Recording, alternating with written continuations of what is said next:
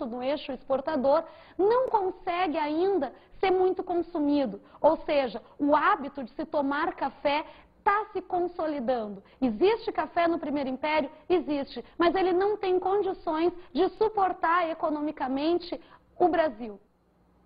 Uma medida que Dom Pedro vai fazer para tentar controlar um pouco essa crise que se coloca dentro do país, porque não esqueçam, crise econômica sempre acaba resultando numa oposição ainda maior ao governo de Dom Pedro, vai ser o controle, ou pelo menos a tentativa de controlar a emissão de moedas no país. Isso é feito buscando o controle da inflação. Para vocês terem uma ideia, o auge dessa crise vai acabar acontecendo com a falência total do Banco do Brasil. Esse havia sido criado ainda por Dom João VI para facilitar a emissão de moedas e até créditos no país. E vocês sabem o que acabou provocando essa falência absoluta do banco? Quando Dom João VI volta com a família real para Portugal, adivinhem vocês o que ele faz? Limpa os cofres do Banco do Brasil. Pois é, pessoal, vamos dar uma olhadinha agora na enquete que a gente acabou fazendo. O que aconteceria se o Banco do Brasil falisse? Nossa, ia prejudicar muita gente. Eu acho que seria uma ruína para o Brasil. Acho que ia ter um transtorno muito grande para o país inteiro. Ia ser um problema muito sério. Ia ser um grande problema para a economia brasileira. Se eu contar para vocês que o Banco do Brasil já faliu, vocês acreditam? Não, acredito que não. Você acredita? Não. Não, acredito, acho que pode acontecer, não é? Seria ruim para o Brasil, muito ruim. Porque afinal de contas é o nome do Brasil, né, que está em jogo. Pois é, galera, parece impossível o Banco do Brasil já ter falido, mas isso já aconteceu sim. A análise da questão social também é muito importante para a compreensão do Primeiro Império. E assim como na questão política e na questão econômica, em termos sociais, também tivemos um período de crise no Brasil.Essa começa a ser marcada logo que a Constituição de 1824 é outorgada. Vai ser através da Confederação do Equador, que tem sua origem no estado de Pernambuco. A elite pernambucana é extremamente insatisfeita com a forma como a Constituição foi feita, ou seja, extremamente autoritária e ainda por cima dando margem para o poder absolutista de Dom Pedro I ser colocado dentro do Brasil, vai acabar organizando uma rebelião. Essa pretendia organizar uma confederação de algumas províncias do Nordeste brasileiro. Os principais seriam, então, Pernambuco, que foi onde começou o movimento, Ceará e Rio Grande do Norte. Um pouco depois também teve a adesão das províncias do Pará e do Piauí. Essa revolta foi liderada pelo Frei Caneca e o que ela pretendia, na verdade, era um federalismo para essa região que estaria se formando. Federalismo, pessoal, só para retomar, seria uma autonomia. Eles eram totalmente contra esse centralismo que Dom Pedro I estava pretendendo colocar dentro do Brasil. Ou seja, para essa confederação existiria uma maior liberdade de decisões. Fator esse que daria maior poder para a elite local do Nordeste e Norte também do Brasil. O resultado dessa rebelião foi que Dom Pedro I esmaga absolutamente com o movimento, matando os principais líderes, inclusive o Frei Caneca. Outra questão que acontece durante esse período e que aumenta ainda mais a crise que já se colocava sob o governo de Dom Pedro I é a Guerra da Cisplatina. Lembrando que a região da Cisplatina, onde hoje é o Uruguai, fez parte do território brasileiro porque havia sido anexado por Dom João VI. A Argentina, gente, é que vai acabar dando origem a esse conflito, porque ela vai acabar tentando invadir e anexar a Cisplatina ao seu território. O objetivo disso era conseguir dominar as duas margens do Rio da Prata. O Rio da Prata, não vamos esquecer, ele dá acesso ao Oceano Atlântico, portanto, um ponto bastante estratégico. O Brasil, óbvio, não vai permitir que a Argentina expanda tanto o seu território e que domine de tamanha forma o Mar del Plata e vai acabar fazendo uma guerra, então, contra a Argentina. Essa guerra, devido ao fato de que nenhum dos dois países estava em condições econômicas muito consolidadas, acaba entrando num impasse. Nem Brasil, nem Argentina conseguem vencer e acabam então chegando a um acordo diplomático. O acordo vai acabar dando a independência para o Uruguai.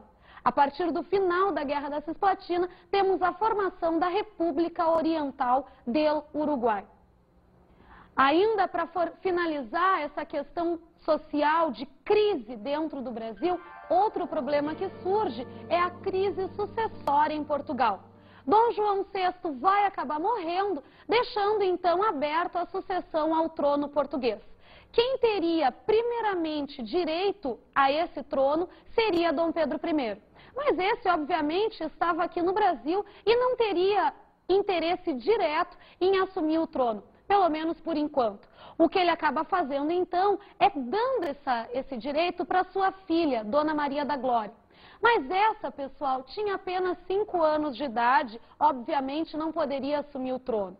A decisão, então, tomada é casar Maria da Glória com o irmão de Dom Pedro I, Dom Miguel, para que esse assumisse como regente até que Maria da Glória tivesse idade para assumir efetivamente o trono português. Mas Dom Miguel acaba dando um golpe e tomando de fato o trono de Portugal. A situação em que Dom Pedro I acaba se colocando é bastante clara. Ele precisa tomar uma decisão. Ou ele permanece em um Brasil onde ele está vivendo uma série de crises, uma crise política por ter cada vez mais uma oposição maior ao seu governo, uma crise econômica por não ter um principal produto no eixo de exportação e uma crise social onde várias guerras estão acontecendo. Ou ele volta para Portugal e garante o trono português. Se Dom Pedro I ficasse no Brasil, a probabilidade dele tomar um golpe por parte da elite brasileira era bastante grande. O fim do Império vai se dar nessa conjuntura de crise que temos no Brasil. As tensões entre o Partido Brasileiro e o Partido Português estão cada vez mais fortes. Nesse período, estamos vivendo também na Europa as revoluções da década de 1830. Lembrando que elas têm inspirações liberais. Principalmente na França, na famosa monarquia de Júlio, onde vai ser deposto o rei absolutista, Carlos X, vai ser o episódio que vai acabar influenciando a elite brasileira para exigir cada vez mais que Dom Pedro I tivesse os seus poderes limitados. Essas tensões, então, vão ter seu auge no momento em que o importante jornalista de oposição, Líbero Badaró, vai ser assassinado. Com esse episódio, Dom Pedro I resolve pacificar a situação, fazendo uma viagem até Minas Gerais, região da onde o jornalista era oriundo. Não vai dar muito certo, porque quando Dom Pedro chega a Minas, ele acaba sendo inclusive vaiado. No retorno de Dom Pedro I ao Rio de Janeiro, a elite portuguesa resolve fazer uma comemoração para essa volta do imperador. Nesse episódio, então, é que vai acontecer a famosa Noite das Garrafadas, onde a elite portuguesa e a elite brasileira, mais uma vez, vão entrar em choque. A situação que se coloca, então, para Dom Pedro I, gente, é bastante clara. Se ele ficasse no Brasil, ele correria sério risco de tomar um golpe e ser deposto pela elite brasileira. Ao mesmo tempo, está cada vez mais difícil dele conseguir retomar o trono que havia perdido para Dom Miguel em Portugal. Diante disso, Dom Pedro toma uma decisão: abdicar do trono brasileiro e partir, então, de volta para Portugal. Mas é claro, pessoal, que Dom Pedro I não vai admitir perder um território do tamanho do Brasil. Ele opta, então, por deixar seu filho no poder. Isso vai acabar abrindo espaço para que aconteça o período regencial brasileiro. Porque, afinal de contas, Pedro, o filho de Dom Pedro I, tinha apenas 5 anos de idade e não poderia assumir o poder.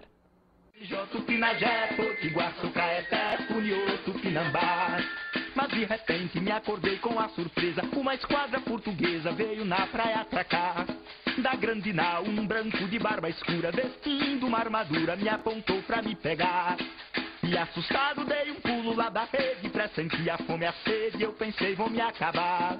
Me levantei de borduna já na mão, aí senti no coração, o Brasil vai começar. sou pataxó, sou xavanque, cariri, anomani, sou tupi, guarani, sou carajá. Sou pancaruru, carijó, tupinagé, potiguar, sou caeté, puniô, tupinambá. Sou pancaruru, carijó, tupinagé, potiguar, sou caeté, puniô, tupinambá.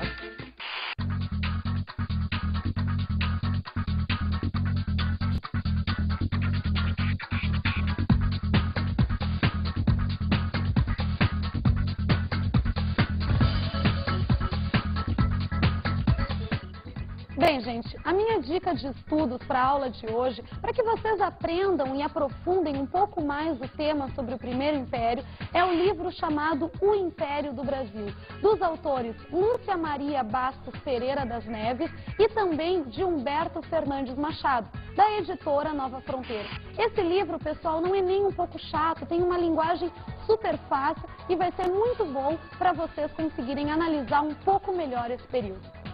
Bem, gente, por hoje é só. Até a próxima.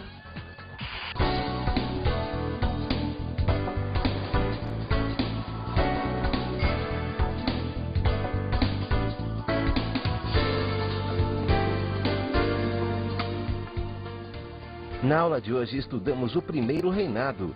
Analisamos a Constituição de 1824.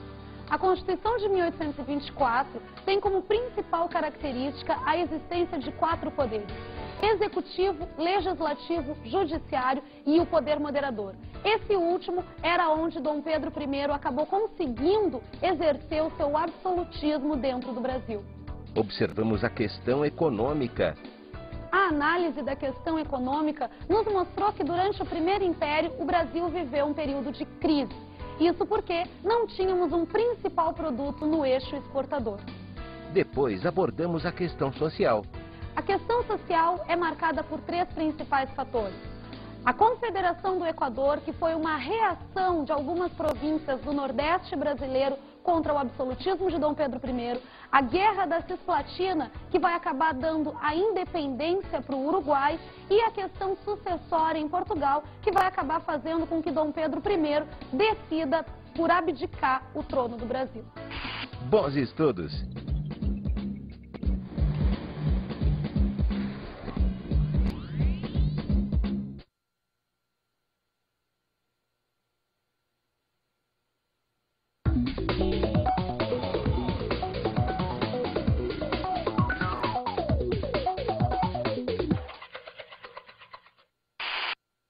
Olá, professor. Tudo bem? Para trabalhar com os nossos alunos sobre a temática da aula de hoje, Primeiro Império, eu sugiro que se trabalhe com a questão de imagens, o que é bastante rico para esse período. O que devemos propor para os alunos é buscar o cotidiano brasileiro, a questão do trabalho escravo, a questão do trabalhador livre, propriamente dito, o trabalho da mulher. Com isso, o aluno deve entender que a história brasileira não é feita somente intra-elites, mas também é extremamente relevante a participação popular na construção desse país que estava surgindo. Bom, gente, por hoje é só. Até a próxima!